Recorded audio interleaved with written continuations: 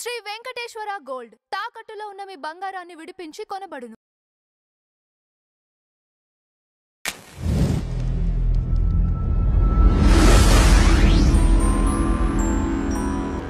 Madam నమస్తే. నమస్తే అండి. మేడం, నేపాల్లో అల్లర్లు రోజు రోజుకి పెరగటం చూస్తున్నాము.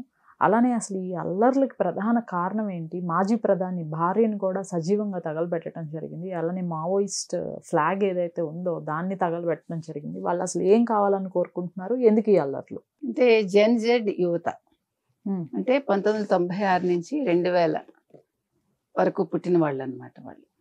వాళ్ళని జెన్ జెడ్ యువతని వాళ్ళే పెట్టుకుని వాళ్ళు ఈ నిరసన మొదలు పెట్టారు. ఎందుకంటే అక్కడ సోషల్ మీడియా యాప్స్ మీద మీకు బ్యాన్ విధించింది ఆ గవర్నమెంట్. అవును.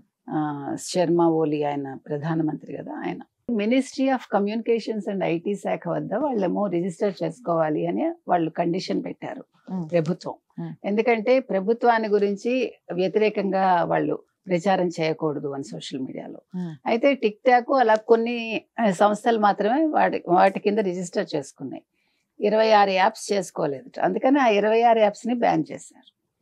చేస్తే మీరు బ్యాన్ చేయాల్సింది యాప్స్ కాదు, మీరు బ్యాన్ చేయాల్సింది కరప్షన్ అని ఈ యువత నిన్న కథం తొక్కారు మొత్తం వీధుల్లో, నేపాల్ వీధుల్లో, ఖాట్మండూలో. అంటే వీళ్ళందరూ కూడా స్కూల్ డ్రెస్సులు వేసుకుని, స్కూల్ యూనిఫామ్స్ అన్ని యూనిఫామ్స్ కూడా వేసుకుని మొత్తం పిల్లలు పెద్దలు అందరూ అనమాట.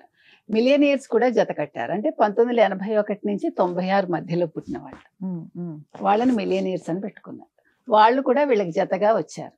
అంటే ఎందుకు ఇంత హింసాత్మకంగా మారిందంటే వాళ్ళకి ఎంత కోపంగా ఉందంటే నిరుద్యోగం పెంచి పెరిగిపోయింది, అవినీతి మితిమీరిపోయింది, తర్వాత వీటన్నిటికంటే కూడా బంధుప్రీతి ఎక్కువైపోయింది. వీటన్నింటి మీద వీళ్ళు నిరసన తెలుపుతూ వాళ్ళు నిన్నను పార్లమెంట్ ముట్టడించడానికి ప్రయత్నిస్తే వాళ్ళని నిరోధించారు. తర్వాత వాళ్ళు పోలీసులు లాఠీచార్జ్ చేశారు, వాటర్ క్యాన్స్, తర్వాత బాష్పవాయువులు ఇవన్నీ ప్రయోగించారు. మొత్తం 19 మంది చచ్చిపోయారు 6 ప్రాంతాల్లో. అందుకని అతను ఎవరు, హోంశాఖ మంత్రి రాజీనామా చేశాడు. ఇంకా 360 మందికో ఎంతమందికో గాయాలయ్యాయి పాపం. ప్రభుత్వం ఎలా ఉండకూడదు అనేదానికి ఇవాళ నేపాల్ ఉదాహరణగా ఉంది. ఇందాక మీరు అన్నారు వాళ్ళు జెండా కూడా తగలబెట్టారని. ఎందుకంటే చైనా ఇన్ఫ్లుయెన్స్ పడుతోంది నేపాల్ మీద. నేపాల్ ఒకప్పుడు చాలా ప్రశాంతంగా పచ్చటి వాతావరణంలో, అంటే ఒక ఆధ్యాత్మికత వెల్లివిరిసేది కదా.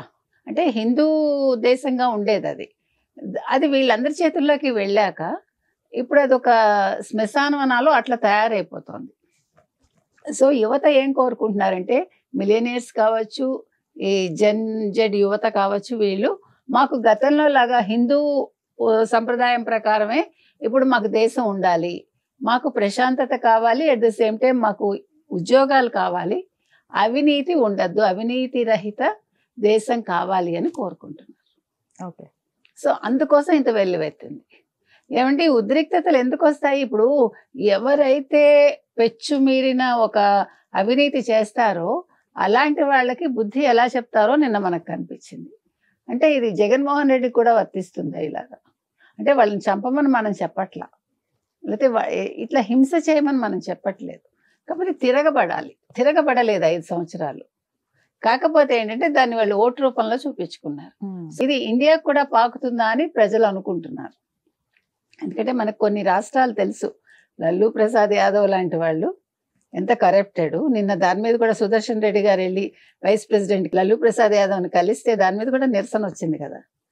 అంటే ఒక గడ్డి స్కామ్లో ఉన్న వ్యక్తి, జైలుకి వెళ్ళొచ్చిన వ్యక్తి నేను వెళ్ళి కలవటం ఏంటి, నేను ఒక జడ్జిగా చేశారు కదా. అవును. అది అంటే ప్రజలు గమనిస్తున్నారండి. ప్రజల్ని వాళ్ళు కరెక్ట్గానే ఉన్నారు ప్రజలు, రాజకీయ నాయకులే సరిగా లేరు. సో రాజకీయ నాయకుల్లో మార్పు రావాలి. ప్రజలు ఎప్పుడు తప్పు చేయరు, తప్పుబాట పట్టరు, అన్లెస్ అంటే మనం పట్టిస్తే తప్ప. అంటే రాజకీయ నాయకులు దురుద్దేశపూర్వకంగా వాళ్ళు ఏదైనా చేస్తే తప్ప. కాబట్టి నేను యువత వాళ్ళు శాంతియుతంగా చేయాల్సింది, కానీ వాళ్ళు అంత నిరసన తెలిపాకే వాళ్ళు సోషల్ మీడియా మీద బ్యాన్ ఎత్తేసారు, అంతవరకు ఎత్తలేదు. అంటే తిరగబడితేనే మీరు బ్యాన్ లేదా మేడం అక్కడ? సోషల్ మీడియా మీద బ్యాన్ తీసేశారు. నిన్న అర్జెంటుగా కేబినెట్ సమావేశం పెట్టుకుని ప్రధానమంత్రి కావచ్చు, హోంమంత్రి కావచ్చు, ఆర్థిక మంత్రి కావచ్చు, కమ్యూనికేషన్స్, ఇట్లా మొత్తం అందరూ కలిపి నిర్ణయం తీసుకున్నారు. సో మన హింసను అయితే ప్రోత్సహించమండి, హింసాత్మకంగా ఏది ఉండాలని కోరుకోము, కానీ ప్రజలు ప్రశ్నించాలని మాత్రం మనం చెప్తాం. Right madam, thank you. Thank you.